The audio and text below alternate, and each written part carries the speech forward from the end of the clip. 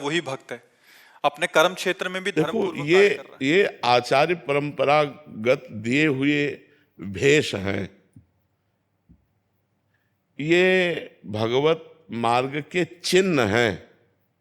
जैसे हम तिलक लगाए हैं, जटा रखाए हैं, कपड़ा पहने, ये हमारे सांप्रदायिक वेश हैं, साधु के वेश हैं। लेकिन अंदर से साधुता ना हो और वेश हो तो भगवत प्राप्ति तो होने वाली नहीं। और वेश ना हो और अंदर से वो साधुता हो तो निश्चित उसको भगवत प्राप्ति हो जाएगी। तो ये जरूरी नहीं है, जरूरी है ये अपने कर्तव्य का पालन करते हुए भगवान का नाम जप करना। बोले आपके उदाहरण की हो, हमारे भाग्य में लिखा है, हमारे भाग्य में लिखा है कि तुम्हें बचपन से बाबा जी बनना पड़ेगा। तो बचपन से बाबा जी है, हमारे भाग्य में भेष लिखा हुआ है, इनके भाग्य में लिखा हुआ है जटाजूट तुम्हें पहले धारण करना पड़ेगा, बाबा जी बनना पड़ेगा। खास बात है भगवान का भजन करना, खास बात है भगवान के द्वारा प्राप्त कर्तव्य कर्म का पालन करना। वैसे हम सही बताएं, बहुत बढ़िया जीवन है यदि गृहस्थ धर्म से सही चला जाए तो। क्योंकि साधु भी गृहस्थी से ही पैदा होते हैं और साधुओं का पोषण भी गृहस्थी से ही होता है और भगवान का अवतार भी गृहस्थी में ही होता है। गृहस्थ धर्म बहुत बढ़िया धर्म है यदि धर्म से चला जाए। पर इतना प्रपंच है कि भजन करना कठिन है। नहीं, इतना मतलब एक चैप्टर हो तो निपटा ले, इतने चैप्टर हैं कि दिमाग जो है उसी में बटा रहता है।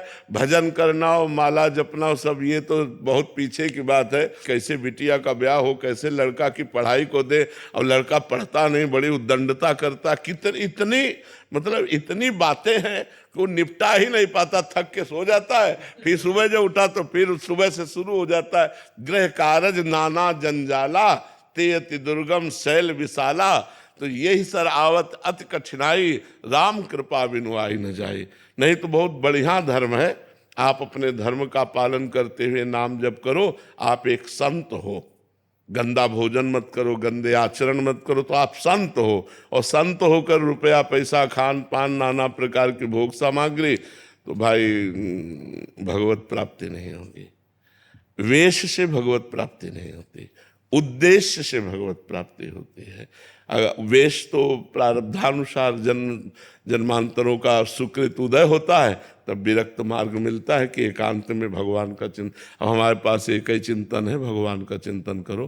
कोई और न लड़का, न बच्चा, न परिवार, और न स्वयं खाने की चिंता। स्वयं खाने की चिंता नहीं, भगवान दे रहे हैं, ना दे तो भूखे भी रहे हैं।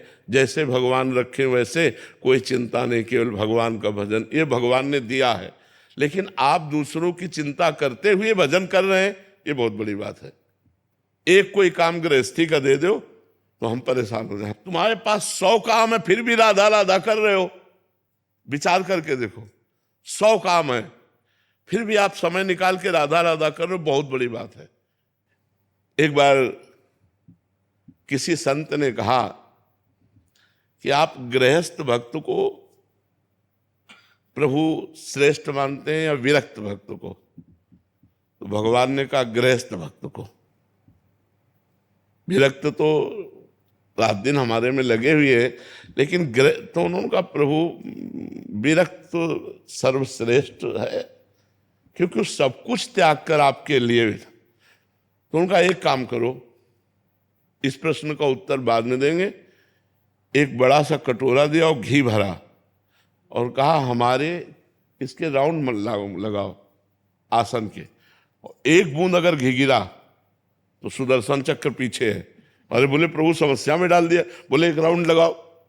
पूरा राउंड लगा के आए। बोले कई बार हमारा भजन किए? बोले भजन में पीछे सुदर्शन चक्र, ये हमारा पूरा चिंतन था कि एक बूंद न गिरे। तो बोले सोचो तुम्हें एक काम दिया है कि घी एक बूंद गिरने ना पावे, तो तुम एको बार नाम नहीं जप किए। और गृहस्थी में सैकड़ों काम है और वो सब काम निपटाता हुआ भी राम राम कृष्ण कृष्ण हरि हरि रटता है। इसलिए वो गृहस्थ धर्म से ही सब धर्मों का पालन होता है, सब धर्मों का पालन होता है। पर आप अगर भगवान का भजन कर ले तो सर्वश्रेष्ठ संत हैं, क्योंकि संतों की भी सेवा परिवार की भी सेवा, समाज की भी सेवा और भगवान का भी भजन। कितनी बड़ी बात है। हमारे पास एक ही काम है, केवल भजन, दूसरा काम नहीं। तुम्हारे पास सैकड़ों काम होते हुए भी भजन है, ये बहुत बड़ी बात है। बस चलते रहो, गलत आचरण मत करो, गंदा खान पान मत करो, नहीं तो बुद्धि फिर भजन में नहीं लगेगी।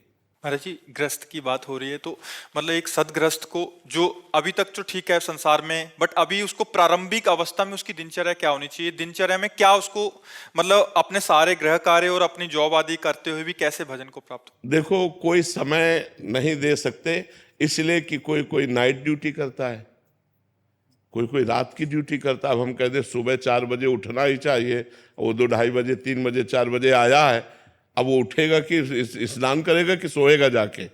हमें लगता है जब हमें समय मिले गृहस्थी में, अब सुबह से कई ऐसे कार्य होते हैं, अब रात में पानी लगाना है किसान को, अलग अलग कई ऐसे कार्य होते हैं, व्यापार में उसको विदेश जाना है, ऐसे कई कार्य होते हैं जिनसे गृहस्थी में एक दिनचर्या नहीं रह सकती, एक दिनचर्या नहीं रह सकती। तो सबसे बड़ी गृहस्थी की साधना है कि हमारे दरवाजे से कोई भूखा ना जाए और हमारे अंदर नाम चलता रहे, बस सबसे बड़ी साधना है।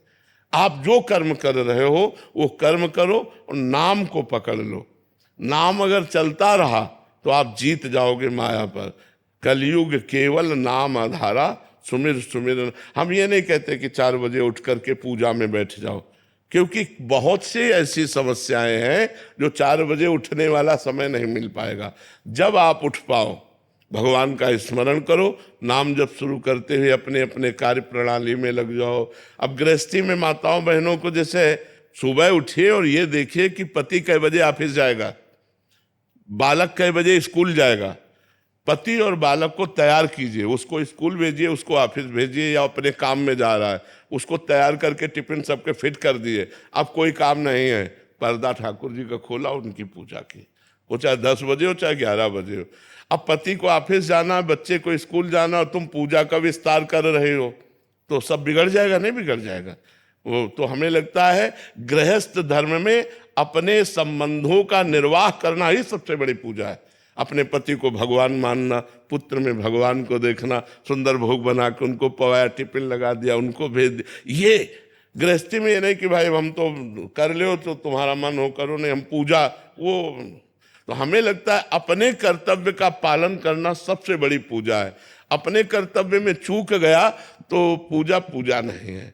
हम एक पूजा शब्द से हमारे दिमाग में एक बात आ जाती, ठाकुर जी की छवियाँ, आरती, अगरबत्ती लगा, ये हमें लगता है कि यही पूजा नहीं है, यही पूजा नहीं है। अगर यही पूजा होती तो श्री कृष्ण कर्मण्येवाधिकारस्ते मा फलेषु कदाचन, भगवान ने आदेश किया कर्म के लिए। भगवान कहते हैं अपने कर्म को करो, फल की आकांक्षा मत करो, सबसे बड़ी पूजा है। और भगवान ने कहा माम स्मरण, मेरा स्मरण, अनन्य चेता सततम यो माम स्मरति नित्य सा, जो निरंतर मेरा स्मरण करता है, ये सबसे बड़ी बात है। राधा राधा राधा राधा